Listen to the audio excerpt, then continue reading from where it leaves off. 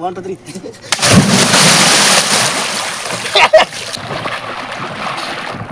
এই সাবাইতেছে সাবাইতেছে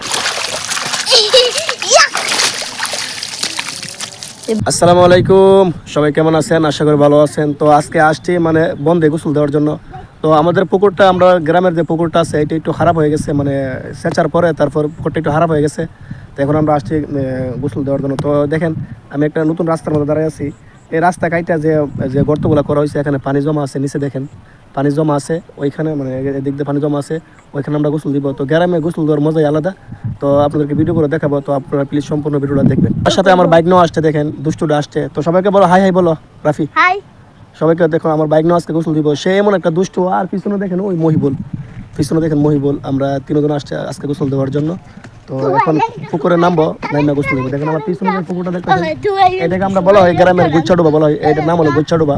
তো এখানে আসছি আজকে গোসল দেওয়ার জন্য। তো এইটার পানি বেশি একটা সুবিধা না, মানে ঘাস ঘষে তারপর মানে একবার অপরিষ্কার, মানে মাঝখানে দেখা যাইতেছে মাঝখানেও একটু পরিষ্কার আছে, ঠিক আছে, কিন্তু মাঝখানে আমরা যাওয়াটা মানে আমরা বই লাগতেছে, ঠিক আছে, সাপ টাপ থাকতে পারে। আর ওই দিক দিয়ে দেখেন নতুন একটা পুকুর পাইছি, এখানে অনেকে কেউ হয়তো বাড়ি বানবে, ঠিক আছে। তো আমরা এখানে যাইতেছি, এখানে যাই দেখি পানি পরিষ্কার আছে কিনা।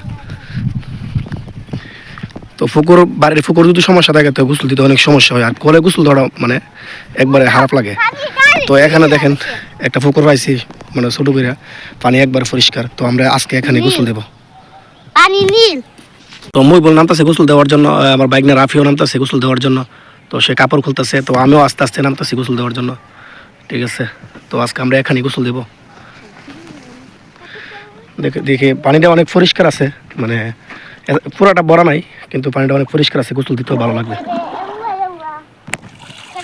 তো ওরা অলরেডি মানে গোসল দিতেছে, দেখেন রাফি এনা সে অনেক দুষ্টু, মানে সাঁতারও জানে। তোরা গোসল দিতে কেমন লাগছে রাফি? গোসল দিতে কেমন লাগছে? ভালোই লাগছে। তো দেখেন রাফি এবং মহিবুল মানে পানির মধ্যে লাফাইতেছে, পরিষ্কার পানি পায়া দেখুন। তো গ্রামে গোসল দেওয়ার মজাই অনেক আলাদা।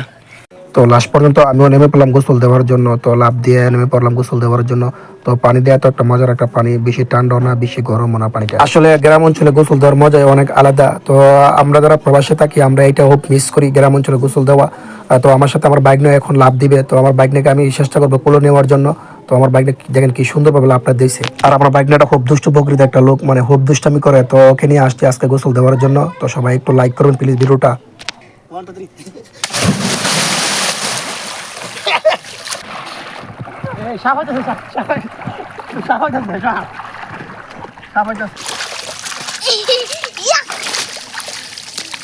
মানে গ্রামে গোসল দেওয়ার মজাই অনেক আলাদা। সৌদি আরব থেকে 4 বছর পরে আসার পরে এরকম গোসল করতে পারতেছি, মানে নিজের থেকে অনেক ভালো লাগতেছে। তো যারা এরকম গোসল মানে পছন্দ করেন অবশ্যই চ্যানেলটা সাবস্ক্রাইব করবেন, যারা ফেসবুক থেকে দেখবেন অবশ্যই লাইক করবেন। বলো আজকে গোসল দিতে কেমন লাগছে? ভালো লাগছে। তো প্রবাসীদের উদ্দেশ্যে কিছু বলো। প্রবাসীরা এই জিনিসটা অনেক মিস করে। প্রবাসীরা সবাই ভিডিওতে লাইক শেয়ার করবেন, ঠিক আছে। তো আমরা আজকে অনেক মজা করে গোসল করলাম। তো সবাই ভালো থাকবেন, সুস্থ থাকবেন, ইনশাল্লাহ নেক্সট কোনো ভিডিওতে দেখা হবে। তো আসসালামু আলাইকুম ওয়া রাহমাতুল্লাহি ওয়া বারাকাতুহু।